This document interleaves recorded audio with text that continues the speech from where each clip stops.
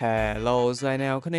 សូមស្វាគមន៍មកកាន់វីដេអូថ្មីបន្ទាប់ពីយើងបែកគ្នាអស់5ថ្ងៃមកនៅក្នុងវីដេអូនេះដែរគឺខ្ញុំនឹងមកប្រាប់អ្នកទាំងអស់គ្នាពីរបៀបយក Cyborg ពី V1 រហូតដល់ V3 អូខេចាំមុនចូលវីដេអូរបស់យើងសម្រាប់គ្នាយើងដែលមកធ្វើបានជួយ Subscribe ទេគឺជួយ Subscribe ម្នាក់មួយផងចឹងកុំឲ្យខាតពេលយូរតែយើងចូលក្នុងវីដេអូរបស់យើងទាំងអស់គ្នាអូខេចឹងក្នុងការធ្វើជាមួយនឹង Cyborg V1 អ្វីដែលអ្នកទាំងអស់គ្នាត្រូវការដំបូងគឺ level អ្នកទាំងអស់គ្នាអញ្ចឹងអ្នកទាំងអស់គ្នាគួរណាមាន level 1500ឲ្យដល់សមុទ្រទី3សិនទៅអ្នកទាំងអស់គ្នាដោយសារតែពេលយើងធ្វើ V2 V3 គឺវាត្រូវការ level វាត្រូវការវាយមេអីផ្សេងនិយាយទៅកុំឲ្យញ៉ៃច្រើនគឺគ្រាន់តែអ្នកទាំងអស់គ្នាត្រូវការ level 1500ធ្វើដំណើរឲ្យដល់សមុទ្រទី3សិនហើយចាំបកមកធ្វើ V2 V3 នៅសមុទ្រទី2នេះអូខេចឹងអាហ្នឹងគឺជាអ្វីដែលអ្នកទាំងអស់គ្នាត្រូវការដំបូងអូខេឥឡូវយើងចាប់ផ្ដើមធ្វើទាំងអស់គ្នាដោយសម្ភារៈដែលអ្នកទាំងអស់គ្នាត្រូវការដំបូងគឺជាមួយនឹង Fear of Darkness ដើម្បីយកវាបានអ្នកទាំងអស់គ្នាមាន2ជំរើសនៅក្នុងការយកវាដែលអ្នកទាំងអស់គ្នាអាចធ្វើការចេញសមុទ្រដើម្បីទៅវាយ Service បានដែលភាគរយត្រាប់របស់វាគឺ2.5%បើអ្នកទាំងអស់គ្នាមានត្រាប់គុណ2វាអាចនឹងត្រាប់លឿនជាងហ្នឹងចាហ្នឹងគឺជាវិធីទី1ដែលអ្នកទាំងអស់គ្នាអាចទទួលបានជាមួយនឹង Fear of Darkness លឿនហ្នឹងគឺយើងផ្សងសំណាងវាហើយចូលដល់វិធីទី2គឺពិតជាយូរខ្លាំងមែនតើអ្នកត្រូវចាំនៅក្នុង server ហ្នឹងឲ្យគ្រប់4ម៉ោង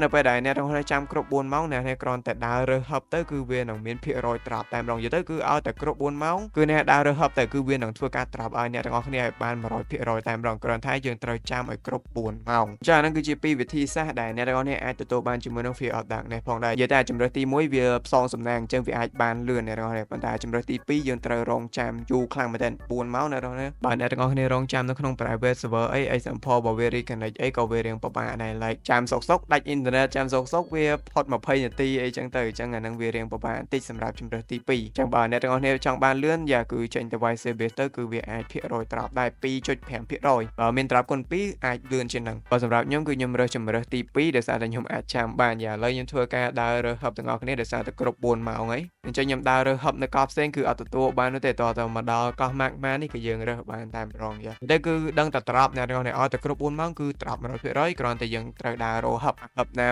ល្អទៅគឺវានឹងត្រាប់ឲ្យយើងភ្លាមតែម្ដងអូខេអញ្ចឹងបន្ទាប់ពីយើងបានជាមួយនឹង Fear of Darkness ហើយយើងធ្វើការយកវាទៅដាក់នៅកន្លែង Red Law អញ្ចឹងចូលមកដល់ខាងក្នុងមកណាយកវាមកដាក់នៅកន្លែងហ្នឹងបើវាល្អសោះបែបនេះគឺវាជោគជ័យហើយគឺយើងបានដាក់រួចរាល់ហើយអញ្ចឹងតែប៉ុណ្្នឹងគឺយើងអាចធ្វើការវាយ Mail Law ដើម្បីឲ្យវាត្រាប់កាតឲ្យយើងបានហើយកន្លែងយើងទិញកាតដើម្បី Red គឺយើងមកទិញនៅក្នុងហ្នឹងចំណាយតែ1000 fragment ទេដើម្បីទិញមួយកាតហើយក្នុងការវាយ Mail Law ហ្នឹងដែរគឺនិយាយទៅគឺ Mail ហ្នឹងគឺពិបាកវាយខ្លាំងមែនតើនិយាយទៅវាអត់ខ្លាំងអីណាទេអ្នកទាំងអស់គ្នាប៉ុន្តែវាពិបាកវាយអញ្ចឹងបើអ្នកទាំងអស់គ្នាវាយ solo អ្នកគ្នាគួរណាមានជាមួយនឹង Fruit Buddha V1 ឬក៏ V2 ទៅហើយបើអ្នកទាំងអស់គ្នាអត់មានទេអាចហៅ team ឲ្យគេមកជួយបាននិយាយទៅអា Red ហ្នឹងគឺយើងអាចហៅគ្នា4នាក់ដើម្បីមកជួយបានអញ្ចឹងខ្ញុំបានហៅគ្នាយើងដែលនៅក្នុង Discord មកជួយវាយតែម្ដងហើយនៅក្នុងការវាយ Mail Law នេះដើម្បីឲ្យវាត្រាប់ជាមួយនឹងកាតគឺវាមិនងាយស្រួលទេអ្នកទាំងអស់គ្នានិយាយទៅអាហ្នឹងពឹងសំណាងដូចគ្នាបើអ្នកទាំងអស់គ្នាសំណាងគឺវាយតែម្ដងគឺវាត្រាប់ឲ្យតែម្ដងតែសម្រាប់ខ្ញុំគឺវាអត់សំណាងទេត្រូវវាយពីថ្ងៃដល់ល្ងាចទៅទទួលបានជាមួយនឹងកាតអញ្ចឹងអាហ្នឹងគឺពឹងទៅលើសំណាងអ្នកទាំងអស់គ្នាបើវាយម្ដងអត់បានយើងវាយ3 4សារទៀតតបានទៅណា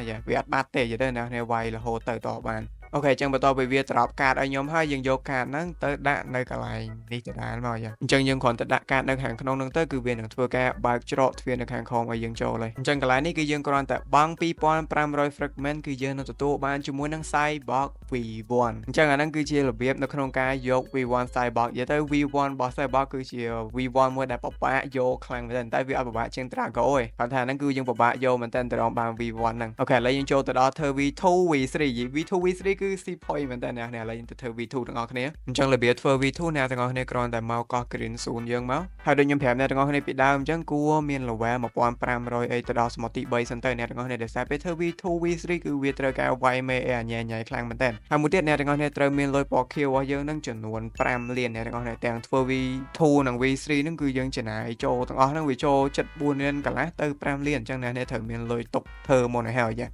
ចឹងអ្នកទាំងអស់គ្នាជួយយក quest វាមកអញ្ចឹងគឺ quest របស់វាគឺវាឲ្យអ្នកទាំងអស់គ្នារោចំនួនផ្កា3តងគឺផ្កាក្រហមលឿងហើយជាមួយនឹងពណ៌ខៀវផងដែរអញ្ចឹងសម្រាប់ទីតាំងនៅក្នុងការយកផ្កា3តងនេះដែរគឺខ្ញុំប្រាប់អ្នកនេះជាលក្ខណៈ map តែហ្មងទៅសម្រាប់ផ្កាក្រហមអ្នកទាំងអស់គ្នារោតែ2កោះនេះបានហើយនិយាយទៅគឺវានៅទីតាំងនៅតែ2កោះហ្នឹងទេវាអត់នៅកន្លែងផ្សេងទេហើយផ្កាពណ៌ខៀវវិញគឺវា spawn នៅ3កោះនេះអ្នកទាំងអស់គ្នាប៉ុន្តែគឺវា spawn តែពេលយប់ទេពេលយប់បានវា spawn សម្រាប់ផ្កាពណ៌ខៀវពេលភ្លឺគឺវាអត់ spawn ឲ្យទេអញ្ចឹងអ្នកគ្នា អាចចេញទៅរកពេលយកបានសម្រាប់ផ្កាពណ៌ខៀវហើយចំណែកផ្កាពណ៌លឿងគឺអ្នកទាំងអស់គ្នាគ្រាន់តែវាយ NPC ដើម្បីឲ្យវាត្រាប់ឲ្យទៅគឺបានហើយអញ្ចឹងអ្នកនេះវាយ NPC មួយណាក៏បានដែរវាយតតែវាត្រាប់ឲ្យអញ្ចឹងអាហ្នឹងវាពឹងទៅលើសំណាងវាអត់យូរទេអ្នកនេះវាយ like